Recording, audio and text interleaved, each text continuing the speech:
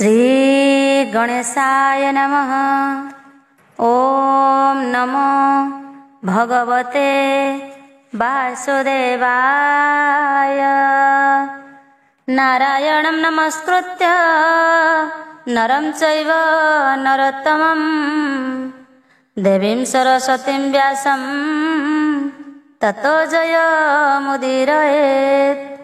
मूकं करोति वाचालं पंगुं लंघयते गिरिं यत्कृपातमहं वन्दे परमानंद माधवम्। भागवत महापुराण दशम स्कंध 55 अध्याय। कालजवनर विनाश 55 परकाश।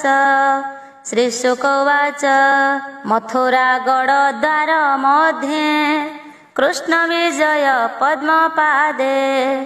उदयगिरी मध्ये आसी जेसने विराजई शशि। अति सुंदर श्याम देही पीतवसन विराजई। श्रीवत्स लांछन सुंदर कौस्तुभ मणि हृदय हार। आजानो लंबे चारि भुज अरुण पद्म चक्षु तेज। नित्य आनंद हास मुख सुंदर कपाल सुरेख। कर्णे मकराकार होई रत्न कुंडल विराजई। कोटि कंदर्प रूप सार रूपकु नाही पटांतर। काल जवन कृष्ण चाहि नारद वाक्य मन देई। बोलोई वासुदेव एहि श्रीवत्स चिन्ह हृदय बही। आजानु लंबे चारि भुजे कमल नयन विराजे। वनमालाए लंबे उर अपूर्व दुर्लभ सुंदर। नारद कहिछन्ति जेते चिन्ह देखिली एहा गात्रे। कृष्ण न होइए आन रूप हरिला मोर मन। एहार करे शस्त्र नाही चरणे चालू अछि मही। मुखिं पाकरे शस्त्र धरी एहार तुले युद्ध करी।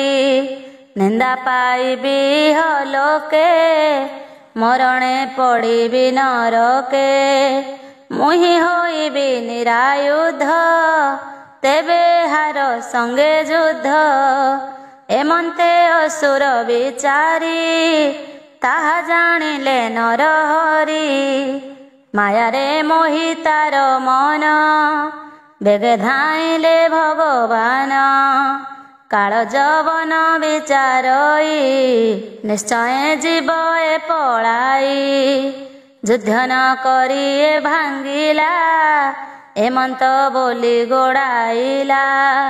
जे हरि जोगिंकी दुर्लभ ताहांकु मणई सुलभ। धरिबा से कृष्ण पछे जवन धाइला प्रत्यक्षे।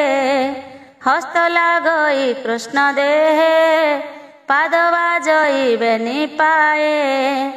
एमंते दूर पथ नेई वन गहने भावग्राही। कृष्ण को गोड़ाई जवन बोलई पुरुष वचन। जादव कुले जात होई डरे पलाऊ काहि पाई।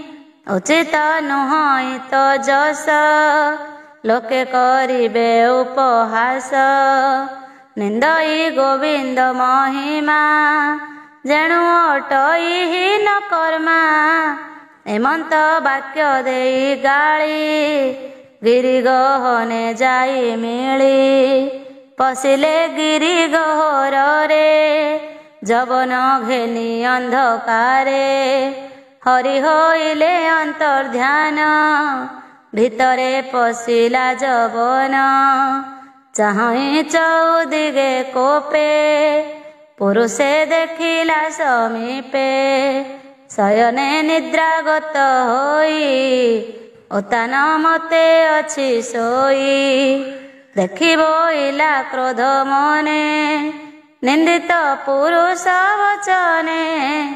ଏତେ ଯୋଜନ ମତେ ଆଣି ମୋହର ମହିମା ନ ଜାଣି। ସାଧୁଙ୍କ ପ୍ରାୟ ଅଛି ଶୋଇ ମିଛେ ବୁଝିଣ ଚକ୍ଷୁ ଦୁଇ। ମରଣ କାଳେ ନିଦ୍ରା ଗଲେ କାଳ କି ବଞ୍ଚାଇବ ଭଲେ। ଏମନ୍ତ କରି ଘୋର ନାଦ ହୃଦେ ମାଇଲା ବେନି ପାଦ।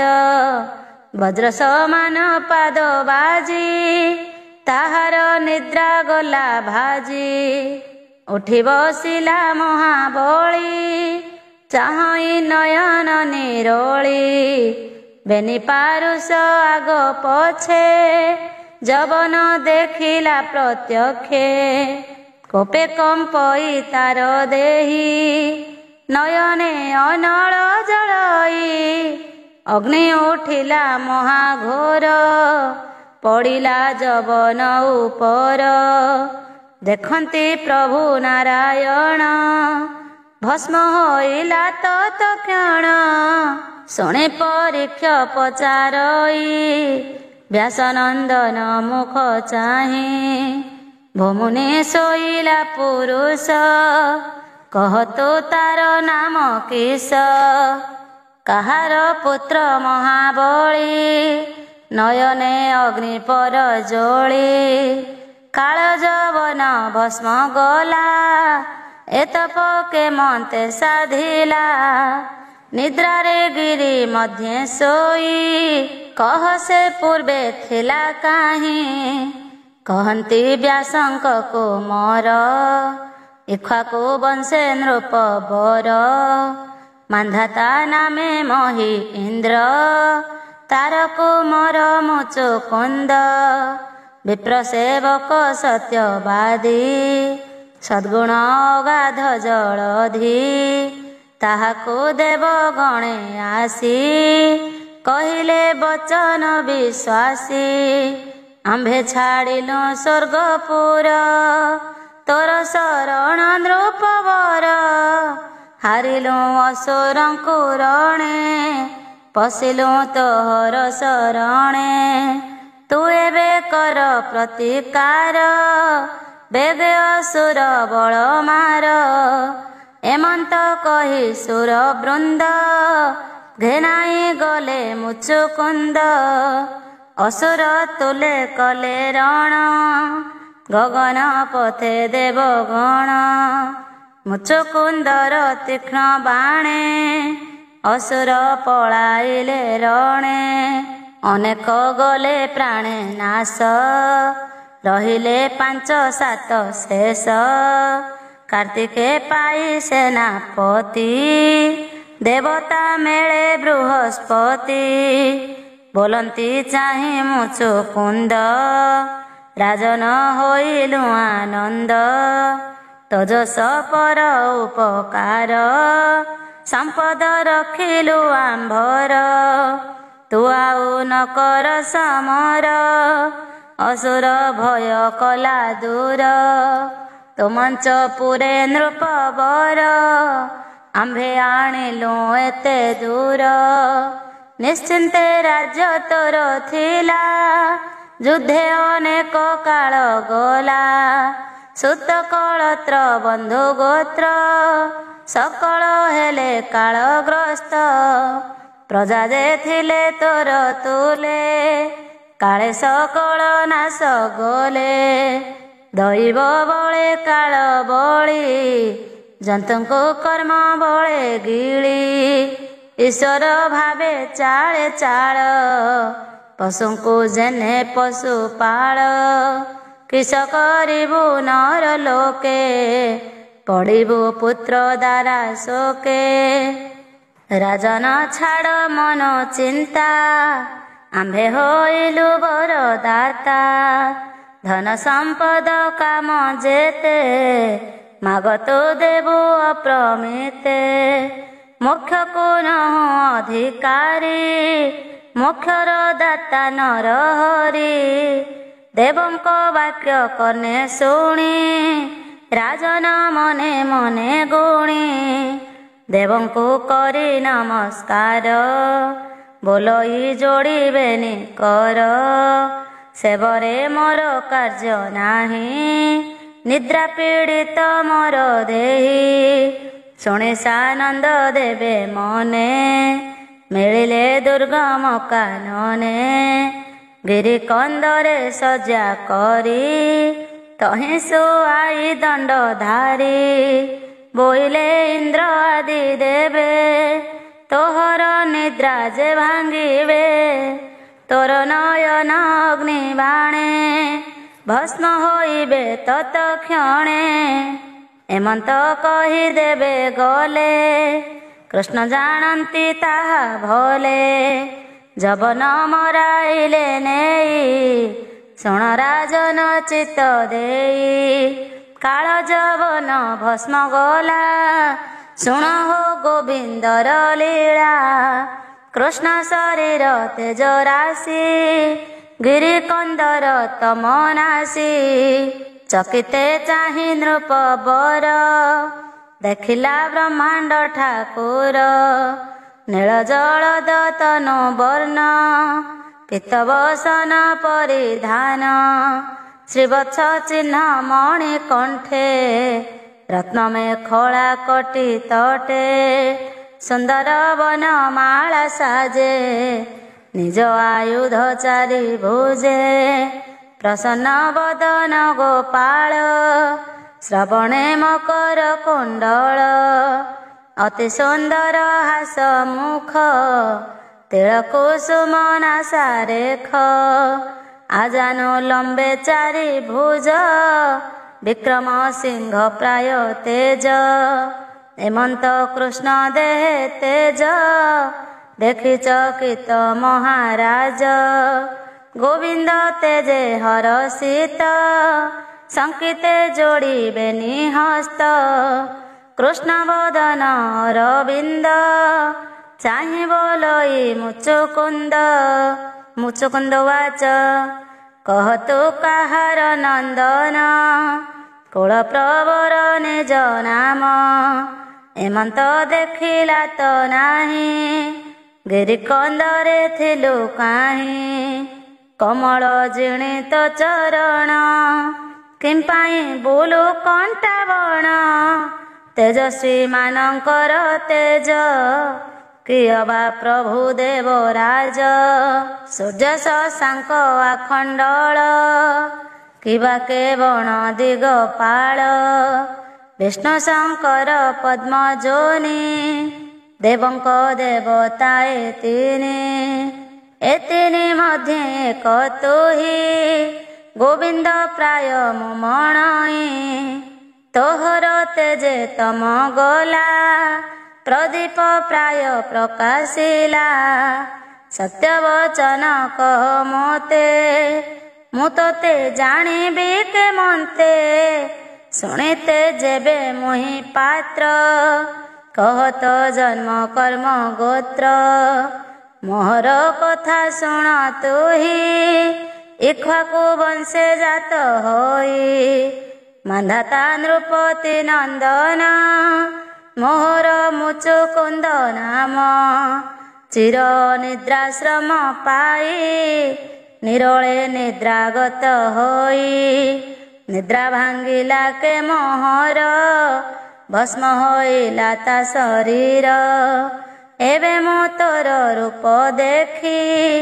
ଚାହାନ୍ତେ ଫିଟେବେନି ଆଖି ଦେଖି ତୋହର ନିଜ ତେଜ ମୁହିଁ ହୋଇଲି ହତ ବୀର୍ଯ୍ୟ ଏମନ୍ତ ରାଜା ମୁଖ ଶୁଣି ବୋଲନ୍ତି ପ୍ରଭୁ ଚକ୍ର ପାଣି ଗଭୀର ମେଘ ପ୍ରାୟ ଘୋଷ ରଙ୍ଗ ଧରେ ମନ୍ଦ ହାସ ଶ୍ରୀ ଭଗବାନ ବାଚ ମୋହର ଜନ୍ମ କର୍ମ ଗତି ସହସ୍ର ସହସ୍ର ଅଛନ୍ତି ନାମ ହିଁ ଅଛି ମୋର ଯେତେ କେ ଜାଣି ପାରିବ ଜଗତେ ଭୂମିରେ ଅଛି ରେଣୁ ଯେତେ ଅନନ୍ତ ସଂଖ୍ୟା ଅପ୍ରମିତେ ଏମାନ ଗଣିକେ ପାରଇ ଅନେକ ଜନ୍ମେ ଦେହ ବହି ମୋହର ଜନ୍ମ କର୍ମ ନାମ ଗଣି ନହିବେ କେହି କ୍ଷମ ମୋହର ଜନ୍ମ କର୍ମ ଯେତେ ତ୍ରିକାଳଦର୍ଶୀ ଏ ଜଗତେ ପରମ ଋଷି ଯେତେ ଛନ୍ତି କେହି ସେ ତତ୍ତ୍ୱ ନ ଜାଣନ୍ତି ଏବେ ମୁଁ କହୁଅଛି ଯେତେ ରାଜନ ଶୁଣ ଏକ ଚିତ୍ତେ ବ୍ରହ୍ମା ଶଙ୍କର ଦେବେ ଯାଇ କ୍ଷୀର ସିନ୍ଧୁର ତଟେ ଥାଇ ସ୍ତୁତି କରିଲେ ମୋ ଚରଣେ ମେଦିନୀ ଭାରା ନିବାରଣେ ଅସୁର ବଳ କରି ନାଶ ସାଧୁଙ୍କୁ କରିବି ଆଶ୍ୱାସ ଏବେ ମୁଁ ବସୁଦେବ ଘରେ ଜନ୍ମିଲି ଦେବକୀ ଉଦରେ ବସୁଦେବର ପୁତ୍ର ଭାବ ଲୋକେ ବୋଲନ୍ତି ବାସୁଦେବ କଂସକୁ ସଂହାରିଲି ମୁହିଁ ଥିଲିଟି ବୃନ୍ଦାବନେ ରହି ପ୍ରଳମ୍ବ ଆଦି ଯେ ଦାନବେ ମୁହିଁ ମାଇଲି ବାଳ ଭାବେ କାଳ ଯବନ ଅଣାଇଲି ତୋର ନୟନେ ସଂହାରିଲି ତୋତେ ମୋ ଅନୁଗ୍ରହ ଚିତ୍ତ ତେଣୁ ମିଳିଲି ତ ଗ୍ରତ ପୂର୍ବେ ତୁ ଘୋର ତପ କରି ମନ ପବନ ହୃଦେ ଧରି ମତେ ଦେଖିବୁ ବୋଲି ଚିତ୍ତେ ଏବେ ପ୍ରସନ୍ନ ହେଲି ତୋତେ ଭକତ ବତ୍ସଳ ମୋ ନାମ ବର ତୁ ମାଗ ଇଚ୍ଛା କାମ ଯାହା ମାଗିବୁ ଶ୍ରଦ୍ଧା ଚିତ୍ତେ ପ୍ରସନ୍ନେ ଦେବି ମୁହିଁ ତୋତେ ମୋର ଶରଣ ଯେ ପସନ୍ତି ସଂସାରେ ନାହିଁ ତାଙ୍କ ଭ୍ରାନ୍ତି ଶ୍ରୀ ଶୁକ ଉବାଚ ଏମନ୍ତ କୃଷ୍ଣ ମୁଖ ଶୁଣି ପ୍ରଣାମ କଲା ପୁଣ ପୁଣି ଗର୍ଗ ବଚନ ପରିମାଣି ନିଶ୍ଚୟ ଜାଣିଲା ଚକ୍ର ପାଣି ଆନନ୍ଦେ ବେନି କର ଯୋଡ଼ି କହଇ କୃଷ୍ଣ ପାଦେ ପଡ଼ି ମୁଚୁକୁନ୍ଦ ଉବାଚ ଭୋନାଥ ତୋର ମାୟା ବଳେ ମୋହିତ ପ୍ରାଣୀ ଶୟଳେ ଅନର୍ଥ ଅର୍ଥ ପ୍ରାୟ ମଣେ ନ ଭଜେ ତୋହର ଚରଣେ ଦୁଃଖ ଗହନେ ସୁଖ ଆସେ ପଡ଼ଇ ଦାରା ଗୃହ ପାଶେ ମୈଥୁନ ସୁଖେ କାଳ ବଞ୍ଚେ ନ ବୁଝି ନିତ୍ୟ ଧନ ସଞ୍ଚେ ଅଶେଷ ଜନ୍ମ ପୁଣ୍ୟ ଫଳେ ମନୁଷ୍ୟ ଜନ୍ମ ମହି ତଳେ ଇନ୍ଦ୍ରିୟ ସୁଖେ ଦେଇ ମତି ତୋର ଚରଣେ ନଭକତି ପଡ଼ନ୍ତି ଗୃହ ଅନ୍ଧକୂପେ ପଶୁ ଯେ ସନେ ତୃଣ ଶାକେ ଶୁଣ ହେ ମଦନ ଗୋପାଳ ନିଷ୍ଫଳେ ଗଲା ଏତେ କାଳ ରାଜ ସମ୍ପଦେ ଭୋଳ ହୋଇ ଆତ୍ମାର ଗତି ନ ଜାଣଇ ଦେହାଭିମାନ ବୁଦ୍ଧି ବଳେ ସତ କଳତ୍ର ମୋହ ଜାଲେ ଦୋସ୍ତର ଚିନ୍ତା ପଥେ ସ୍ନାନ୍ତ ତତେ ନ ଭଜି ଯଦୁନାଥ ମୃତ୍ତିକା ଘଟ ମଧ୍ୟେ ଥାଇ ବୋଲୋଇ ନର ଦେବ ମୁହିଁ ରଥ କୁଞ୍ଜର ସଜେତେ ପଦାତି ବଳ ପ୍ରମିତେ ଖେଳଇ ମହି ମଣ୍ଡଳେ ତୋତେ ନ ଜାଣି ମତି ଭୋଳେ ପଶୁଙ୍କ ପ୍ରାୟ ସଂସାରେ ପଶି ଗହନ ଚିନ୍ତା ଘୋରେ ବିଷୟ ସୁଖେ ଲୋଭ ବଢି ତୋ ପାଦ ପଦ୍ମ ଚିନ୍ତା ଛାଡ଼ି ପଡ଼ଇ ତୋର ମାୟା ବଳେ ତୁ ତାକୁ ନାଶୁ ଅବହେଳେ ଗ୍ରାସଇ ତୋର କାଳ ରୂପ ଇନ୍ଦୁରେ ଜେନେ କାଳ ସର୍ପ ପୂର୍ବେ ସୁବର୍ଣ୍ଣମୟ ରଥେ କୁଞ୍ଜର କନ୍ଧେ ନାନା ପଥେ ନର ଦେବତା ନାମ ବହି ଭ୍ରମଇ ମତ ଭୋଳ ହୋଇ ସେ ଦେହ ତୋର ଅଂଶ କାଳ କରଇ କୃମି ଭସ୍ମ ମଳ କେୟବା ନୃପ ଚୂଡ଼ାମଣି ଅଶେଷ ଦିଗ ଭାଗ ଜିଣି ସଂଗ୍ରାମେ ଦଶ ଦିଗ ବାହି ଅଭୂତ ବିଗ୍ରହ ବୋଲାଇ ଉତ୍ତମ ସିଂହାସନେ ପୂଜା ପାଦେ ନମନ୍ତି ସର୍ବରାଜା ଏମନ୍ତ ପ୍ରାଣକୁ ଯେ ଧରି ସ୍ତ୍ରୀଏ କ୍ରୀଡ଼ା ମୃଗ କରି ମୈଥୁନ ସୁଖ ଗୃହ ମଧ୍ୟେ ଇନ୍ଦ୍ରିୟ କ୍ରୀଡ଼ାରେ ଆନନ୍ଦେ ନିବୃତ୍ତ ଭୋଗ ମହାଶ୍ରମେ ତପ ଆରାଧି ନାନା କର୍ମେ ଦେବତା ବରଦାନ କାଳେ ପୁଣ ମାଗଇ ସୁଖ ଭୋଳେ କରଇ ସ୍ୱର୍ଗ ଭୋଗ ବାଞ୍ଛା ପରମ ସୁଖେ ନାହିଁ ଇଚ୍ଛା ଜନ୍ମ ମରଣ ବେନି ପଥେ ସେ ପ୍ରାଣୀ ଭ୍ରମୁ ଥାଇ ନିତ୍ୟେ ତାହାର ଭାଗ୍ୟ ଯେବେ ଥାଇ ସୁସାଧୁ ସଙ୍ଗତ ମିଳଇ ସତ୍ସଙ୍ଗେ ହୋଇ ପାପ ନାଶ ନିର୍ମଳ ସତ ଯେ ପ୍ରକାଶ ପରମ ବ୍ରହ୍ମ ତୋର ପାଦେ ସେ ପ୍ରାଣୀ ଭଜଇ ଆନନ୍ଦେ ତୋର ମାର୍ଗେ ହୋଇ ମତି ତୁଟଇ ଭବ ବନ୍ଧ ଭ୍ରାନ୍ତି ଭୋନାଥ ଜାଣିଲେ ମୁଁ ତୋତେ ତୋହର ଅନୁଗ୍ରହ ମୋତେ ରାଜ୍ୟ ସମ୍ପଦ ବନ୍ଧ ପାଶ ଏବେ ହୋଇଲା ମୋର ନାଶ ଅଖଣ୍ଡ ବନି ମଣ୍ଡଳେ ଅଶେଷ ଭୋଗ ମହି ତଳେ ଯେ ଛାଡ଼ି ଭଜେ ତ ଚରଣ ଏକା ବୁଲଇ ବନେ ବନ ଅଶେଷ ଘୋର ତପ କରି ଯାହା ଚିନ୍ତନ୍ତି ବ୍ରହ୍ମଚାରୀ ଭୋନାଥ ପରମ ମଙ୍ଗଳ ଅନାଦି ଧର୍ମ ଆଦି ମୂଳ ତୋହର ଭୟ ଚରଣ ନିତ୍ୟ ସେବିବି ନାରାୟଣ ଆନ ସମ୍ପଦେ କାର୍ଯ୍ୟ ନାହିଁ ଏବର ଦିଅ ମୋତେ ତୁହି ତୁ ଜୀବ କୈବଲ୍ୟ ଦାତା ଦୁଃଖୀ ଜନଙ୍କ ପିତା ମାତା ତୋହର ଦର୍ଶନ ପାଇ ଆତ୍ମାର ବନ୍ଧ ଯେ ମାଗଇ ତାହାକୁ ବୋଲିୟ ପଣ୍ଡିତ ତୋର ମାୟାରେ ଜ୍ଞାନ ହତ ଭୋନାଥ ପରମ ଈଶ୍ୱର ତୁଜେ ଯାଚିଲୁ ମୋତେ ବର ତ୍ରିଗୁଣେ ବନ୍ଧ ମୋହ ପାଶ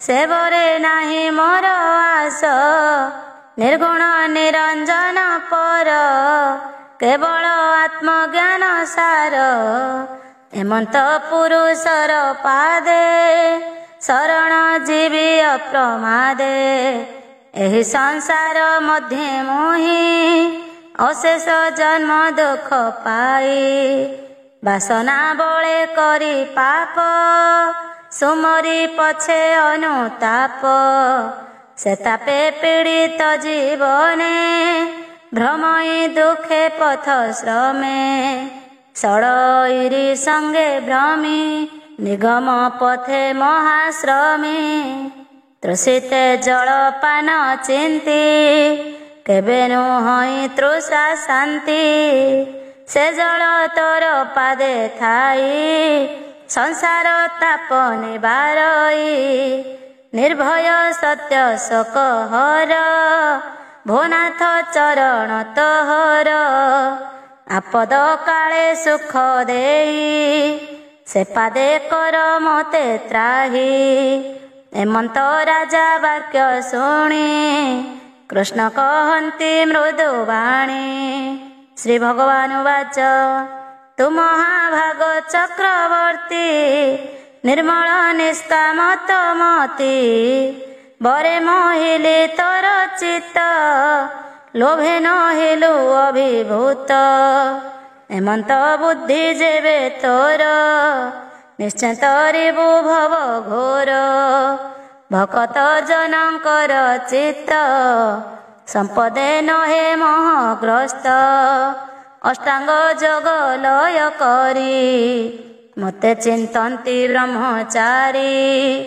ମୋର ଭକତି ନ ଜାଣନ୍ତି ତାହାଙ୍କ ଚିତ୍ତେ ନାହିଁ ଶାନ୍ତି। କର୍ମ ବାସନା ରଜ୍ଜୁ ବନ୍ଧ ଭାବେ ଭ୍ରମଇ ଯେହ୍ନେ ଅନ୍ଧ। ମୋହର ପାଦେ ଚିତ୍ତ ଦେଇ ଏବେ ତୁ ସୁଖେ ଭ୍ରମମୟୀ। ନିଶ୍ଚଳ ହୋଇ ମୋର ପାଦେ ତୋହର ଭକ୍ତି ଅପ୍ରମାଦେ। ହେଉ ବୋଇଲେ ଚକ୍ର ପାଣି ଶୁଣ ରାଜନ ଚୂଡ଼ାମଣି। କ୍ଷତ୍ରିୟ କୁଳେ ହୋଇ ଜାତ ଜୀବ ମାଇଲୁ ଅପ୍ରମିତ। ମୃଗୟା କରି ମାଂସ ଖାଇ ଏ ଜନ୍ମେ ତୋର ଗତି ନାହିଁ। ମୋହର ପାଦେ ଆଶ୍ରୟ କର ସାଧିବୁ ତପ ମହାଘୋର। ତେବେ ହୋଇବ ପାପ କ୍ଷୟେ ଭେଦିବୁ ବ୍ରହ୍ମ ଲୋକ ଯାଏ। ପାପ ଅନ୍ତରେ ସଂସାରେ ଜନ୍ମିବୁ ବ୍ରହ୍ମଣୀ ଉଦରେ। ସୁହୃଦ ହୋଇ ସର୍ବଭୂତେ ତୁମତେ ଚିହ୍ନିବୁ ଜଗତେ। ତେବେ ପାଇବୁ ମୋ ଚରଣ କହି ହସନ୍ତି ନାରାୟଣ। ସେ ନାରାୟଣ ପାଦ ଗୋତ ନମଇ ଦାସ ଜଗନ୍ନାଥ। ଇତି ଶ୍ରୀମଦ୍ଭାଗବତେ ମହାପୁରାଣେ ପାରମହଂସ୍ୟାಂ ସଂହିତାୟାಂ ଦଶମ ସ୍କନ୍ଧେ କାଳଯବନବଧେ ମୁଚୁକୁନ୍ଦ ସ୍ତୁତିର୍ନାମ ପଞ୍ଚପଞ୍ଚାଶତ ଅଧ୍ୟାୟ। ଷଟ୍ପଞ୍ଚାଶତ ଅଧ୍ୟାୟ। ଜରାକୁ ଡରିଲାର ପରି ପଳାଇ ଦ୍ୱାରକା ଶ୍ରୀହରି। ରୁକ୍ମିଣୀ ସନ୍ଦେଶ ପାଇଲେ ଏହା ବର୍ଣ୍ଣନ ଛପନରେ। ଶ୍ରୀ ଶୁକ ଉବାଚ ଶୁକ ବୋଲନ୍ତି ଶୁଣ ରାଏ। ଏମନ୍ତେ କୃଷ୍ଣ ଅନୁଗ୍ରହେ ଆନନ୍ଦେ ଶୋକ ଗଦ ଗଦେ। ପ୍ରଣାମ କରି କୃଷ୍ଣ ପାଦେ ଚିତ୍ତେ ନିବେଶି ପାଦ ଦଣ୍ଡ। ବାହାର ହେଲା ମୁଚୁକୁନ୍ଦ ଦେଖିଲା ସ୍ଥାବର ଜଙ୍ଗମ। ବନ ଦୁର୍ଗମ ଗିରିମାନ ପଶୁଙ୍କୁ ଚାହିଁ ବିଚାରଇ। ଏମନ୍ତ ଦେଖିଲା ତ ନାହିଁ ଅଳପ ପ୍ରାୟ ତ ଦିଶନ୍ତି। ଏମନ୍ତେ କଲା ମନେ ଭ୍ରାନ୍ତି ପୁଣି କ୍ଷଣକେ ମନେ ଭାବ। କିବା ହୋଇଲା କଳି ଯୁଗ ନିଦ୍ରାରେ ତିନି ଯୁଗ ଗଲା। ଏମନ୍ତେ ବୋଲି ଓହ୍ଲାଇଲା ଉତ୍ତର ଦିଗେ ନୃପବର। ଗଲା ଅନେକ ପଥ ଦୂର ସର୍ବ ସଂଶୟ ସଙ୍ଗ ଛାଡ଼ି। ତପ ସାଧନେ ଚିତ୍ତ ବଢ଼ି ସମାଧି କରି କୃଷ୍ଣ ପାଦେ ମନ ନିବେଶି ଅପ୍ରମାଦେ। ଗନ୍ଧ ମାର୍ଦନ ମଧ୍ୟେ ଗଲା ବଦରି ଆଶ୍ରମେ ମିଳିଲା। ନର ନାରାୟଣ ଆଶ୍ରମ ଶୁଚି ପବିତ୍ର ପୁଣ୍ୟଧାମ। ସମାଧି ବଳେ ତପ କରି ମନ ପବନ ହୃଦେ ଧରି। ସକଳ ଦ୍ୱନ୍ଦ୍ୱ ଦୁଃଖ ସହି ସମଦରସି ଶୁଦ୍ଧ ଦେହି। ଦୃଢ଼େ ଆରାଧି ଯୋଗ ବଳେ ବସିଲା ଆସନେ ନିଶ୍ଚଳେ। ଏବେ ହୋ ଶୁଣ ନୃପବର ମାୟା ମନୁଷ୍ୟ ଚକ୍ରଧର। କପଟେ ମରାଇ ଯବନ, ମିଳିଲେ ମଥୁରା ଭୁବନ। ଯବନ ବଳ 3 କୋଟି, ମଥୁରାପୁର ଥିଲେ ଘୋଟି। ତାହାଙ୍କୁ ମାରି ଭଗବାନ, ଯୁଦ୍ଧେ ପାଇଲେ ଯେତେ ଧନ। ଗୋରୁ ମନୁଷ୍ୟେ ବନମାଳି, ଧନ ଦ୍ୱାରକା ପୁରେ ଚାଳି। ବିଚାର କାର୍ଯ୍ୟ ଅନୁବନ୍ଧ, ଆସି ମିଳିଲା ଜରାସନ୍ଧ। 23 ଖୋହିଣୀ ବଳ, ଶୁଭଇ ମୁଖରା ବଗଳ। ସୈନ୍ୟଙ୍କୁ ଦେଖି ବ୍ୟଗ୍ର ଗତି, ଭାଳନ୍ତି ରାମ ଯଦୁପତି। ଆମ୍ଭେ ନଗରେ ନଥିବା, ଚାଲ ଏ ପର୍ବତେ ଲୁଚିବା। ମନୁଷ୍ୟ ଚେଷ୍ଟା ଆଶ୍ରେ କରି, ଛାଡ଼ି ମଥୁରା ପୁର ଶିରି। ଅଭୟ ଦାତା ଭୟ ପାଇ, ପାଦେ ଚଳନ୍ତି ବେନି ଭାଇ। ଆକ୍ରମୀ ଅନେକ ଯୋଜନ, ପଶିଲେ ଗହନ ବିପିନ। ଭାଙ୍ଗିବା ଦେଖି ରାମକୃଷ୍ଣ, ପଛେ ଧାଇଁଲା ଜରାଦୁଷ୍ଟ। ରଥ କୁଞ୍ଜର ଘେନି ସଙ୍ଗେ, ପଥେ ଚାଲଇ ନାନା ରଙ୍ଗେ। ଆଜ ଜିଣିବି କରି ରଣ, ନ ଜାଣେ ଈଶ୍ୱର ପ୍ରମାଣ। ରାମକୃଷ୍ଣ ଯେ ବେନି ଭାଇ, ବନେ ଅନେକ ଶ୍ରମ ପାଇ। ଏକ ଆରେକ ଧରି କରେ, ଉଠିଲେ ପର୍ବତ ଉପରେ। ପ୍ରବରଷଣ ନାମ ତାର, ନିତ୍ୟ ବରଷେ ସୁନା ଶିର। ଉଠନ୍ତେ ପର୍ବତ ଉପରେ, ଜରା ଦେଖିଲା ବହୁ ଦୂରେ। ଅଧିକ ପାଦେ ହେନ ଗଲା, ପର୍ବତ ରୁନ୍ଧରେ ବୋଇଲା। ବେଢ଼ି ପର୍ବତ ଚାରିଦିଗେ, ଅନଳ ଲଗାଇଲେ ବେଗେ। ଦହନ କରି ବନ ଘୋର, ଜାଣିଲା ଶତ୍ରୁ ଗଲା ମୋର।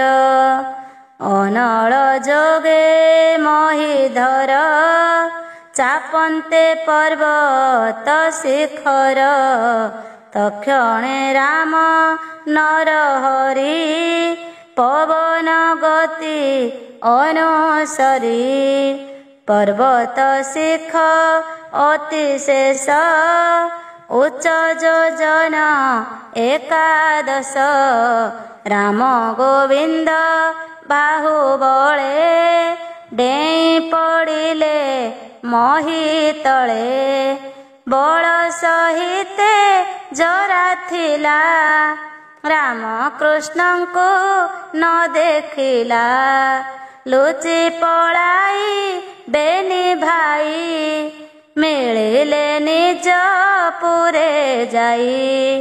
ଜଳଧି ପରି ଖାଜାର, ଦେବ ମାନବେ ଅଗୋଚର। ମିଛକୁ ସତ୍ୟ ପ୍ରାୟ ମଣି, ମନେ ଆନନ୍ଦ ନୃପମଣି। ବୋଲଇ ବଳଙ୍କୁ ଅନାଇ, ପର୍ବତେ ମଲେ ବେନି ଭାଇ। ଭସ୍ମ ହୋଇଲେ ଅଗ୍ନି ଯୋଗେ, ଚାଲ ବାହୁଡ଼ି ଯିବା ବେଗେ। ବଳ ଆକର୍ଷି ମହାବଳୀ, ନିଜ ଭୁବନେ ଯାଇ ମିଳି। ସଂଗ୍ରାମେ ଜିଣି ଜୟ ବାଦ୍ୟ, ବଜାଇ ହୋଇଲେ ଆନନ୍ଦ। एबे हो शुण नरनाथ आनर्तपति रईबत रेवती नामे कन्या थिला बलदेवंकु विभा देला ब्रह्मा वचने देलाणी नवम स्कंधे अछु शुणे भीष्मक नामे महाराजा रुक्मिणी ताहार तनुजा कमला अंशे अवतार कुंडी नगर नृपवर रुक्मिणी विवाह विचारे हरिले हरि स्वयंवरे राजा एथिले जे प्रत्यक्षे आवरी शिशु पाल पक्षे सालो माघद आदि जेते बल ही थिले अप्रमिते ताहांक गर्भ करी चूर पथे देखंती सुर नर कन्या हरिले दामोदर अमृत जेन्हे खगेश्वर ता शुणी अभि मन्यु बला सुक मुनि की पचारिला राजा परीक्षित वाच भूमुनि भीष्म कनंदिनी रुक्मिणी रुचिर वदनी केमंते देव नरहरि राक्षस मते नेले हरि असुर बल प्रमित शुणी चकित मोर चित केमंते शिशु पाल आदि पथे ताहांक बल छेदी एकई रथे चक्र पाणी केमंते हरिले रुक्मिणी कृष्णर कथा पुण्यमय कर्ण वचने सुधा प्राय अखिल जन पापनाशे परम ब्रह्म परकाशे काहार चित्त शुणिहा संतोषे नोहि बहुचा नवान वस्तु पाई जेन्हे आदरे आवरंती जने कृष्ण चरित सेहि मते श्रवणे नुआ नित्य नित्य शुणे संतोष मन होई सुख कहंती राजा चाहि श्री शुकवाच भीष्मक नामे महिनाथ विदर्भ नगरे संभूत ताहार पत्नी गर्भजात एक दुहिता पांच सुत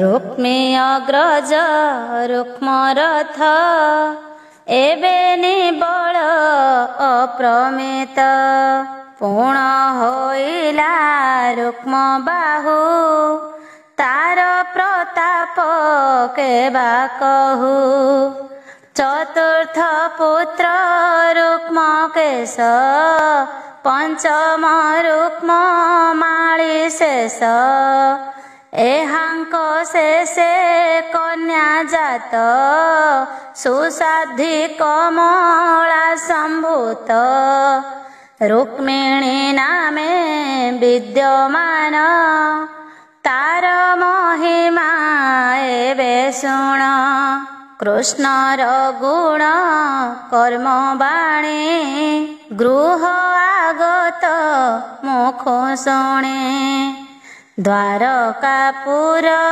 लोके आसी कहंती तार आगे बसी निरते कृष्ण कथा शुणी ସେ କନ୍ୟା ମନେ ମନେ ଗୁଣି ଆତ୍ମା ସଦୃଶେ ଶୁଣି ବର ମନେ ବରିଲା ଚକ୍ରଧର ଗୋବିନ୍ଦ ତାହା ମନେ ଜାଣି ସଂକଳ୍ପେ ବରିଲେ ରୁକ୍ମିଣୀ ଅଂଶେ କମଳା ଦେହ ଧରି ଆତ୍ମା ସଦୃଶେ କନ୍ୟା ବରି ବନ୍ଧୁ ବାନ୍ଧବଙ୍କର ମତ ଦୁହିତା ବିବାହେ ରଚିତ ଭୀଷ୍ମକ କୃଷ୍ଣଙ୍କୁ ବରିଲା ତା ଶୁଣି ରୁକ୍ମୀ କୋପ କଲା ଅନେକ ନିନ୍ଦା ବାକ୍ୟ କରି ଶିଶୁପାଳକୁ ଗଲା ବରି ଶିଶୁପାଳକୁ ବିଭା ଶୁଣି ଚକିତେ ଭାଳଇ ରୁକ୍ମିଣୀ ବିକଳ ଚିତ୍ତେ ବିଚାରିଲା ବୃଦ୍ଧ ବ୍ରାହ୍ମଣ ଅଣାଇଲା ସୁହୃଦ ବାକ୍ୟ ତାଙ୍କୁ କହି ଚରଣେ ବେନି କର ଦେଇ ବୋଲୋଇ ଶୁଣ ବିପ୍ରମଣି ଦ୍ୱାରକା ଯାଅ ଏହି କ୍ଷଣି ଯେବେ ଆସିବେ ଚକ୍ରଧର ତେବେ ସେ ଜୀବନ ମୋର ଅଧିକ କହିବଇ କେତେ କୃଷ୍ଣ ଜାଣନ୍ତି ଏହା ଚିତେ କନ୍ୟା ବଚନେ ବିପ୍ରଗଲା ଦ୍ୱାରକା ଭୁବନେ ମିଳିଲା ଦ୍ୱାରେ ଯେ ଦ୍ୱାର ପାଳ ଥିଲେ କୃଷ୍ଣଙ୍କୁ ନେଇ ଭେଟାଇଲେ ସୁବର୍ଣ୍ଣ ସିଂହାସନେ ହରି ଯାଦବେ ଅଛନ୍ତି ଆବୋରି ଖଟନ୍ତି ଦଶ ଦିଗ ପାଳେ ବିପ୍ର ଦେଖିଲେ ଚର୍ମ ଡୋଳେ ବିପ୍ର ବତ୍ସଳ ନରହରି ଉଠି ବ୍ରାହ୍ମଣ କର ଧରି ନିଜ ଆସନେ ବସାଇଲେ ଅନେକ ମତେ ପୂଜା କଲେ ତାହାଙ୍କୁ ଯେହ୍ନେ ଦେବଗଣେ ବିଶ୍ୱାସେ ପୂଜନ୍ତି ଚରଣେ କୃଷ୍ଣ ପୂଜିଲେ ସେହି ମତେ ଶୁଣ ରାଜନ ଏକ ଚିତେ ବିପ୍ରଙ୍କୁ କରାଇ ଭୋଜନ ପାଶେ ବସିଲେ ଭଗବାନ ବିପ୍ରର ଶ୍ରମ ଦେଖି ହରି ବ୍ରାହ୍ମଣ ପାଦ କରେ ଧରି ଧୀରେ ଚାପନ୍ତି ଭଗବାନ ବିପ୍ର ଚରଣ ଗଲା ଶ୍ରମ ଆଶ୍ୱସ୍ତ ଦେଖି ବିପ୍ରବର ପୁଛନ୍ତି ବ୍ରହ୍ମାଣ୍ଡ ଠାକୁର ଭୋ ବିପ୍ରବର ତୋର ଧର୍ମ ବେଦ ଉଚିତ ନିତ୍ୟ କର୍ମ ସ୍ୱଧର୍ମେ ବଞ୍ଚୁ ଟିକି ସୁଖେ ସନ୍ତୋଷ ଚିତ୍ତେ ଗୃହ ଦୁଃଖେ ଧର୍ମେ ପ୍ରାପତ ଯେତେ ଧନ ତେଣେ ସନ୍ତୋଷ ଯାର ମନ ଦୁଃଖେ ଯେ ନ ଚଳନ୍ତି ଧର୍ମ ସେ ଧର୍ମ ବିପ୍ର କାମଧେନୁ ଅଖିଳ କାମ୍ୟ ଫଳ ଦେଇ स्वधर्मे विप्र जे रही बहुत थिब जार धन हेला करई निज कर्म निरते चित्त असंतोष उभय लोके नाही जस दरिद्रपणे दुखी होई निज धर्म को न छाड़ई से विप्र होई मोर संग तरई संसार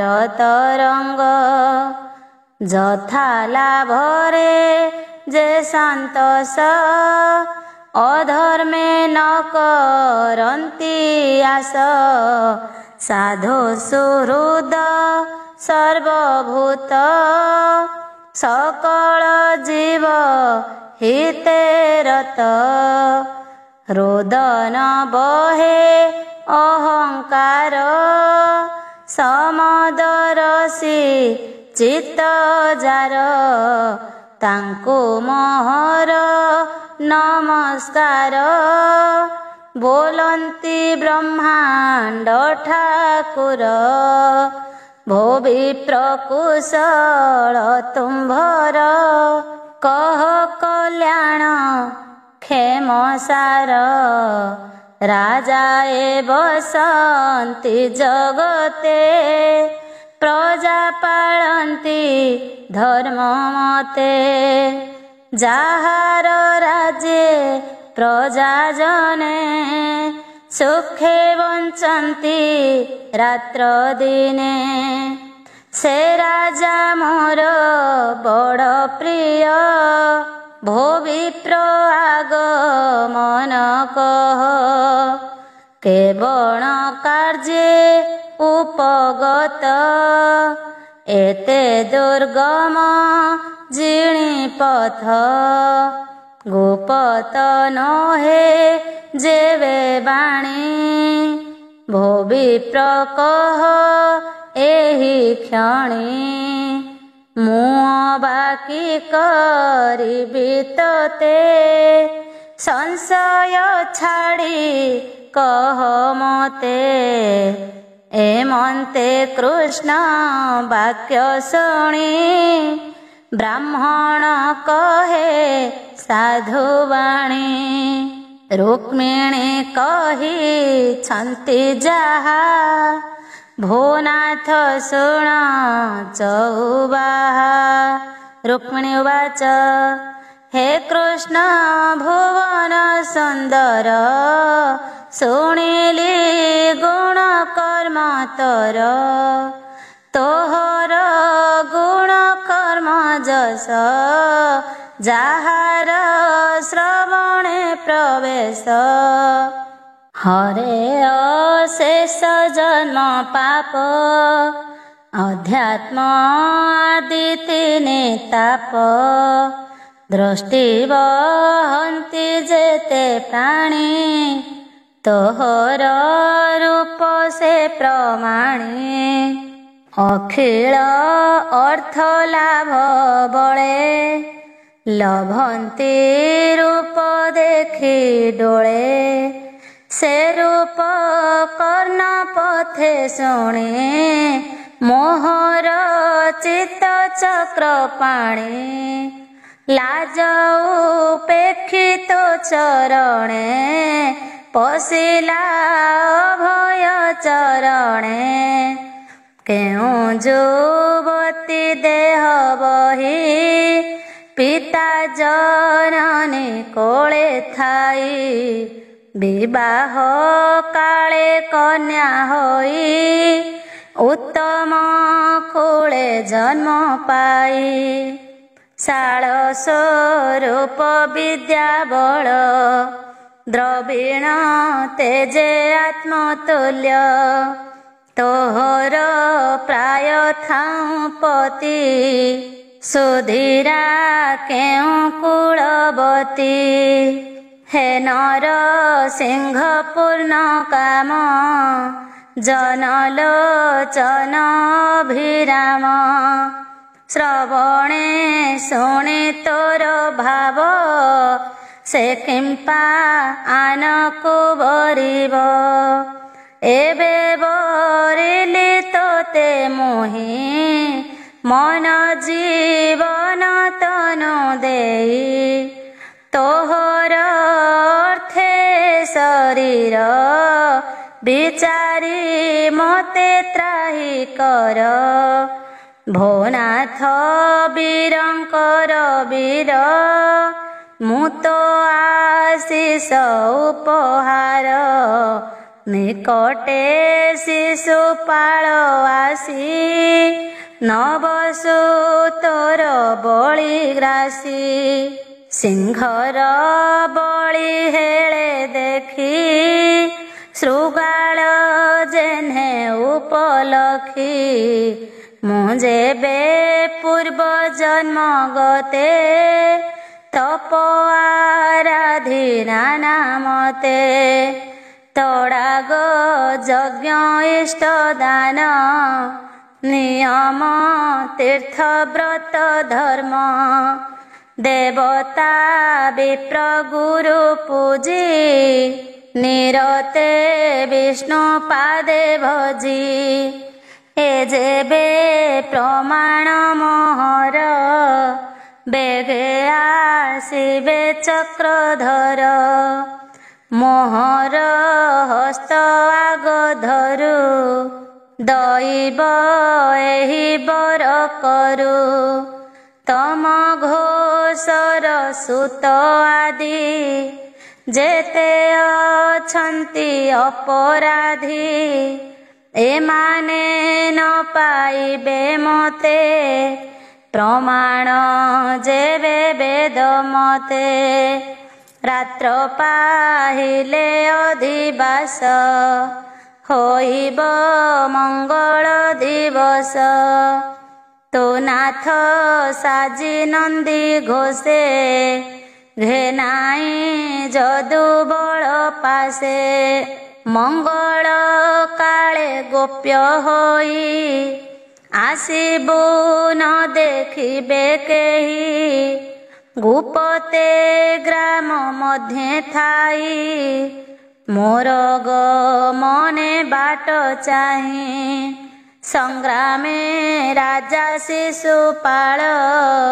मोर पितार जेते बल एहांक गर्भ नाश करी तो मते बळे निय हरि राक्षस मते विवाह कर किणिला दासी मु तोहर तू नाथ भाळु जेबे चिते मु तोते आଣିବି केमन्ते राजार अंतपुरे थाउ तोते पाइबी मुहि काहू तही की कहिबी उपाय शोणिमा प्रभु देवराय आंभर अछि कुलाचार कन्याकु करंती बाहार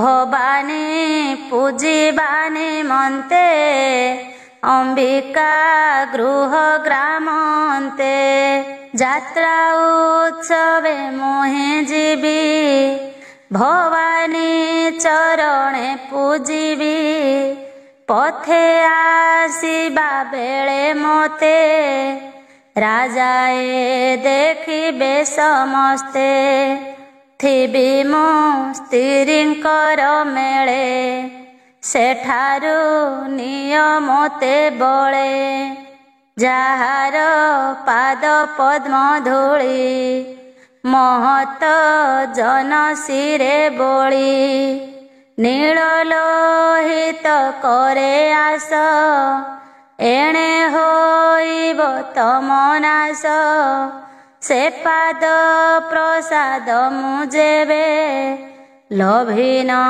पारिबी प्रस्तावे व्रतेषु खाई पंच प्राण निश्चय छाड़िबी नारायण एमंते सत्य जन्म जाए जीव छाड़िबी तोर पाए सत्य वचन ए मोहर तू कि न जाणु मायाधर ब्राह्मण कृष्ण मुख चाही कन्या संदेश कथा कही बोलई जोड़ी बेनी कर जे तोर इच्छा एबे कर कही दास जगन्नाथ कृष्ण धइले विप्रहस्त बोलंती मधुर वचन